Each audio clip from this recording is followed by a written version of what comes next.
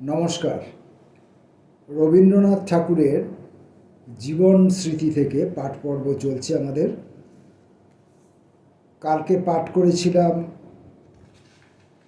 ভৃত্য রাজকতন্ত্র। আজকে পড়ব নর্মাল স্কুল। ওরিয়েন্টাল সেমিনারিতে যখন পড়িতেছিলাম তখন কেবলমাত্র ছাত্র হইয়া থাকিবার যে হীনতা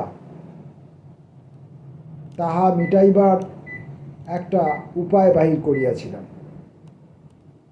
আমাদের বারান্দার একটি বিশেষ কোণে আমিও একটি ক্লাস খুলিয়াছিলাম।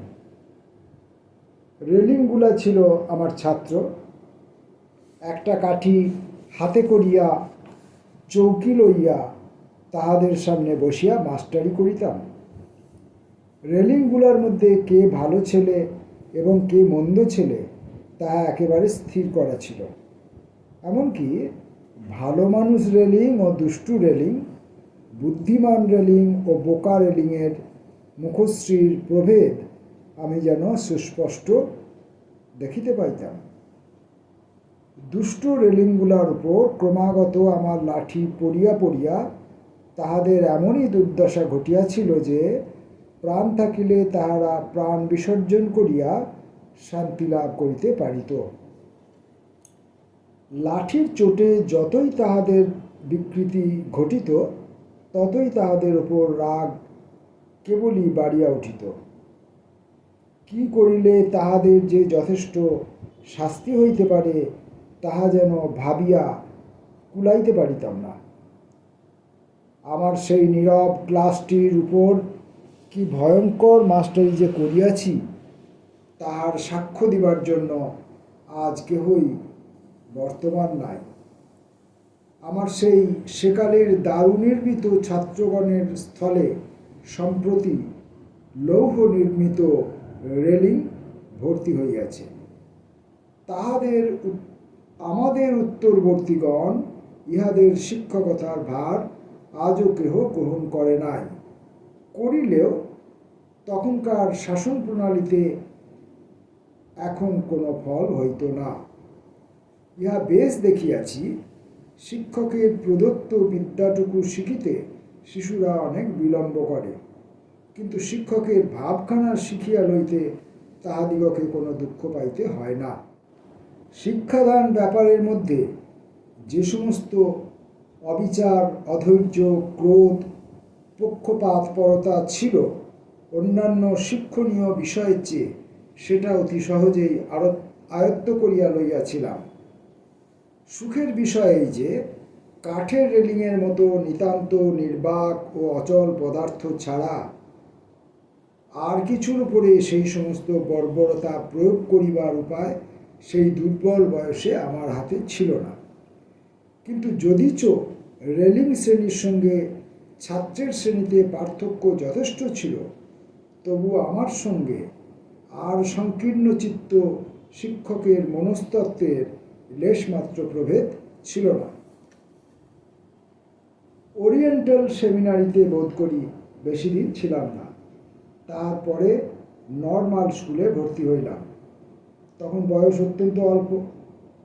একটা কথা মনে পড়ে, বিদ্যালয়ের কাজ আরম্ভ হইবার প্রথমে গ্যালারিতে সকল ছেলে বসিয়া গানের কি সুরে কি সমস্ত কবিতা আবৃত্তি করা হইত। শিক্ষার সঙ্গে সঙ্গে যাহাতে কিছু পরিমাণে ছেলেদের মনোরঞ্জনের আয়োজন থাকে, নিশ্চয় ইহার মধ্যে সেই চেষ্টা ছিল। কিন্তু গানের কথাগুলো ছিল ইংরাজি এবং তার সুরও তথৈবচ। আমরা যে কি মন্ত্র আওড়াইতেছি এবং কি অনুষ্ঠান করিতেছি তাহা কিছুই বুঝিতাম না। প্রত্যহ সেই একটা অর্থহীন একঘেয়ে ব্যাপারে যোগ দেওয়া আমাদের কাছে সুখকর ছিল না। অথচ স্কুলের কর্তৃপক্ষেরা তখনকার কোনো একটা থিওরি অবলম্বন করিয়া বেশ নিশ্চিন্ত ছিলেন যে তাহারা ছেলেদের আনন্দ বিধান করিতেছেন। কিন্তু প্রত্যক্ষ ছেলেদের দিকে তাকাইয়া তাহার ফলাফল বিচার করা সম্পূর্ণ বাহুল্যবোধ করিতেন। যেন তাহাদের থিওরি অনুসারে আনন্দ পাওয়া ছেলেদের একটা কর্তব্য, না পাওয়া তাহাদের অপরাধ। এই জন্য যে ইংরেজি বই হইতে তাহারা থিওরি সংগ্রহ করিয়াছিলেন, তাহা হইতে আস্ত ইংরেজি গানটা তুলিয়া তাহারা আরাম বোধ করিয়াছিলেন। আমাদের মুখে সেই ইংরেজিটা কি ভাষায় পরিণত হইয়াছিল, তাহার আলোচনা শব্দতত্ত্ববিদগণের পক্ষে নিঃসন্দেহ মূল্যবান। কেবল একটা লাইন মনে পড়িতেছে, কলকি পুলকি সিংভিল মেলালিং মেলালিং মেলালিং। অনেক চিন্তা করিয়া ইহার কিয়দংশের মূল উদ্ধার করিতে পারিয়াছি, কিন্তু কলকি কথাটা যে কিসের রূপান্তর তাহা আজও ভাবিয়া পাই না।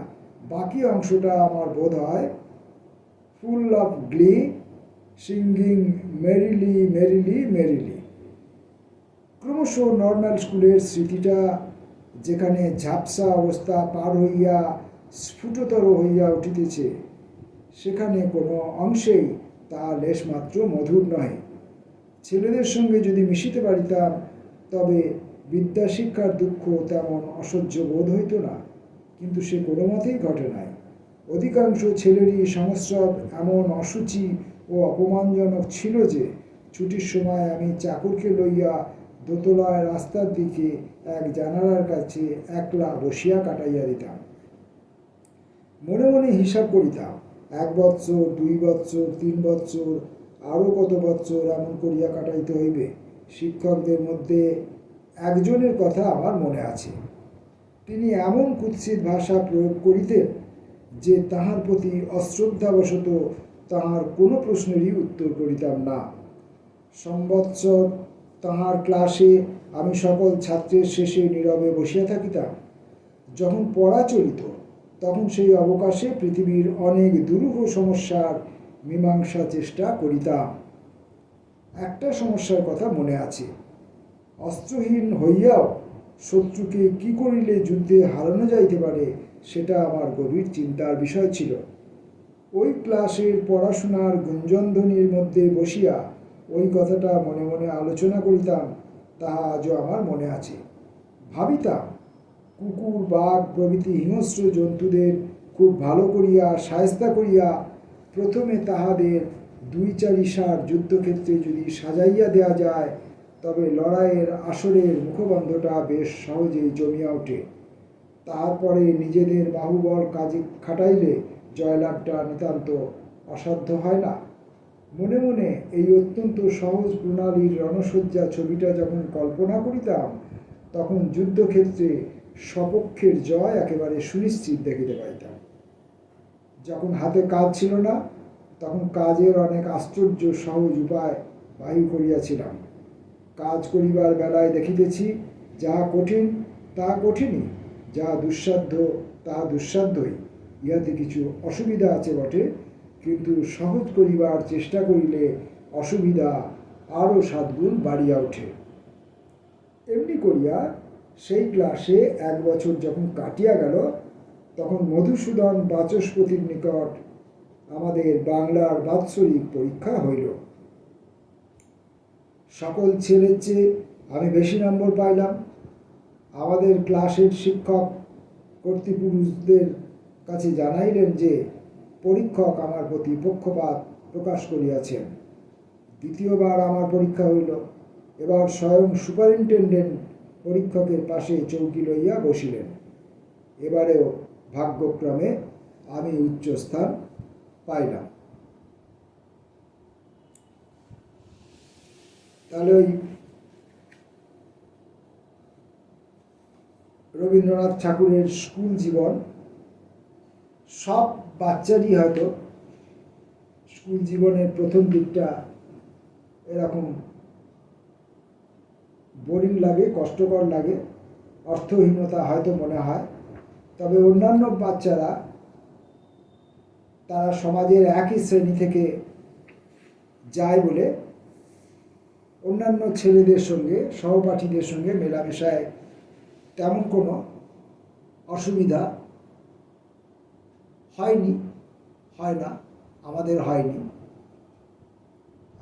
আপনারা বলতে পারবেন যে আপনাদেরও সেই জাতীয় কোনো সমস্যা হয়েছিল কিনা ছেলেবেলায়। আর শিক্ষকদের সম্পর্কে তাদের যে ছাত্রদের প্রতি যে দৃষ্টিভঙ্গি, সেটাকে রবীন্দ্রনাথ হয়তো পরিণত বয়সে এইভাবে ব্যাখ্যা করেছেন। সেই সময়ে তিনি কিভাবে সেটা ভাবতেন সেটা কিন্তু এই লেখার মধ্যে পরিস্ফুট হয়নি। হয়তো পরবর্তীকালে তিনি প্রাপ্তবয়স্ক অবস্থায় যখন এটা লিখছেন তখন হয়তো এসব ব্যাখ্যাগুলি করেছেন। যেমন ওই যে প্রার্থনা সঙ্গীতটি ইংরেজিতেই ছিল, সেটাকে পড়ানো হতো, বলানো হতো ছেলেদের দিয়ে, সেটা তিনি স্মৃতি উদ্ধার করতে পারেননি। এরকম কিছু শিক্ষক মশাইয়ের ব্যবহার খারাপ ছিল, এরকম সব নানাবিধ ব্যাপার। মানে স্কুল জীবনটা তার খুব একটা মনোমতো বা রুচিসম্মত মনে হয়নি। পরের দিন আমরা আসব, পরবর্তী পাঠে কবিতা রচনা আরম্ভ হবে। তখন নর্মাল স্কুলের পরেই কবিতা রচনা আরম্ভ, অর্থাৎ এরপর থেকেই আমরা বোধহয় কবি রবীন্দ্রনাথকে পেয়ে যাচ্ছি। একদম শৈশব থেকেই তো তিনি কবিতা লেখা শুরু করেছিলেন, তাই কবিতা রচনা আরম্ভ এর পরের দিনে ভিডিওটি হবে। আপাতত আজকের ভিডিও শেষ। নমস্কার।